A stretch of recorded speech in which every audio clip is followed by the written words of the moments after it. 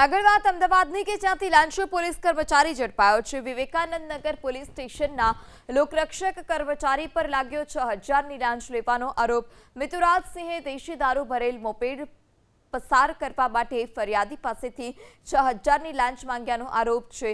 આક્ષેપિત લોકરક્ષકે પોતાના અને સાથે અન્ય બે પોલીસ કર્મચારીઓના માસિક હપ્તા પેટે 4000 લેખે 12000 રૂપિયાની માંગ કરી હતી, જે પૈકી 6000 અગાઉ મેળવી લીધા હતા। જ્યારે બાકીના 6000 ફરિયાદી આપવા માંગતો ન હોવાથી તેણે આણંદ એસીપી પોલીસ સ્ટેશનનો સંપર્ક કર્યો। આણંદ એસીપીએ બગોદરા ગામ પાસેથી ટ્રેપ ગોઠવી મિતુરાજસિંહને 6000ની લાંચ લેતા ઝડપી પાડ્યો છે।